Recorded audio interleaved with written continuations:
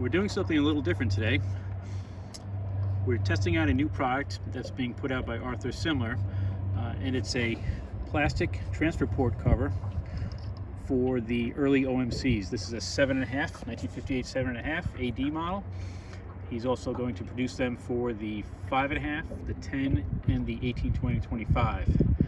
So this, he asked me to try this out as is. So this is right out of the 3D printer, I assume. And all I did was use a new gasket on it.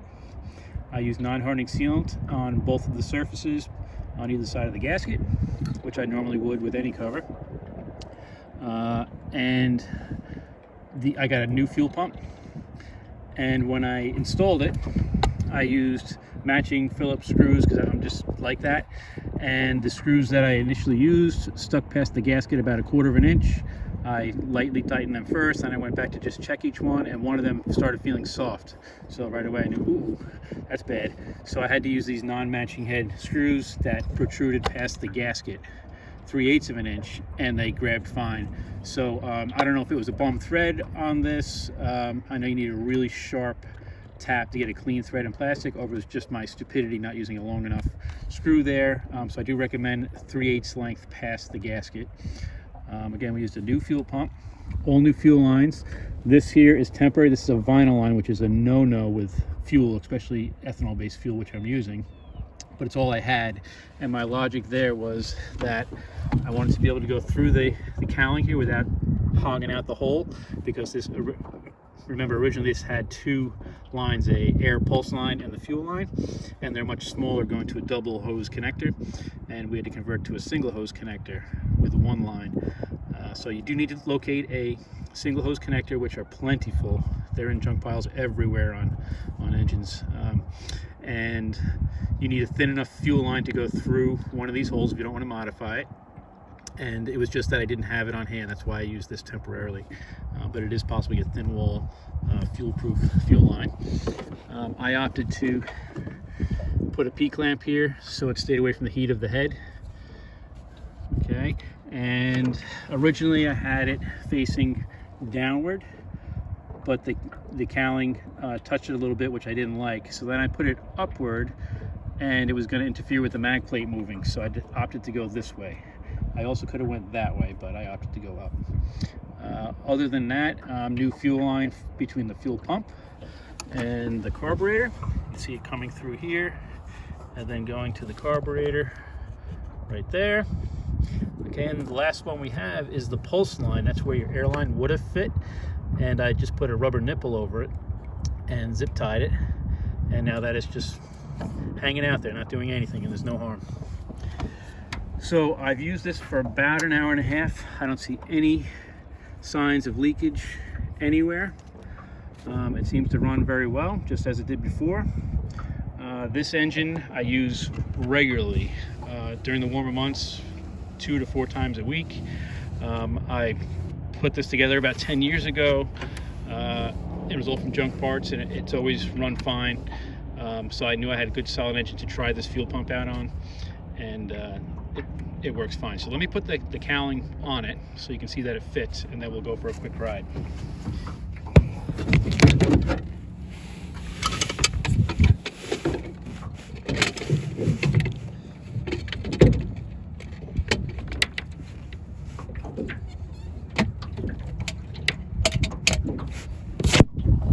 Okay, we're on.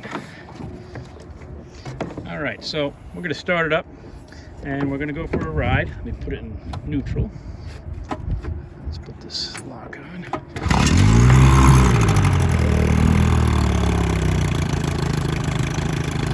So for any of you that might have concerns about the float valve not being able to hold the fuel pump pressure, it's fine. They used the same design later on when they put fuel pumps on these, when it became a 6, in the later 10s, of course. So it runs just as good as it did before. And then I guess my other concern would be, will it run fast? Will the fuel pump work properly where it'll run fast continually? So let's go for a ride through that.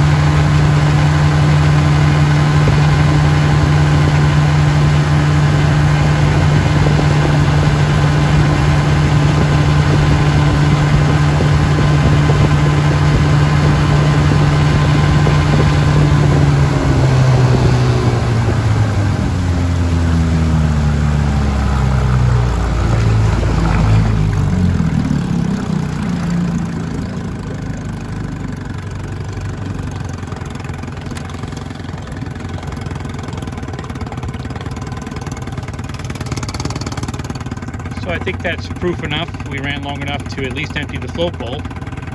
So it's proof that the fuel pump is working fine. I think we should shut it off and check for leaks again.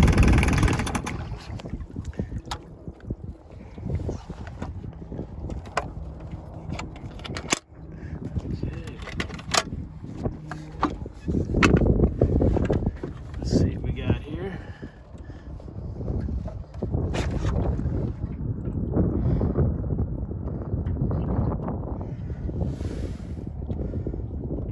I still see no leaks, and that was just a quick run, but again, I ran this for almost an hour and a half, and it's been fine. So to sum this up, these are being produced by Arthur Simler. I'll put his information in the notes in my video, and he is also on most of the antique outboard groups on Facebook, so you can find him there as well. If I had to, he said to be critical, so I'm going to try to be critical, even though I love the product. I would, in the instructions that come with it, I would specify that the mounting screws go into the plastic at least 3/8 of an inch. All right, so that means beyond the gasket, 3/8 of an inch. I would recommend always using a new gasket or provide it with it. I would either provide a torque spec for these screws, or I would beef up this outer flange, because I could see, if you weren't familiar with plastics or even just weak parts, I could see somebody just going crazy and cranking these down and breaking the ears off the corners. I had absolutely no problem at all with this installation with those concerns, but I can maybe see that if somebody didn't have the feel, let's say, for how much to tighten something. So there you have it. Arthur Simler transfer port covers for early OMCs. I give it a thumbs up for sure, and there's more to come. This one is again for the 7.5, and he'll have one for the 5.5, the 10, the 18, 20, and 25. Run them if you got them.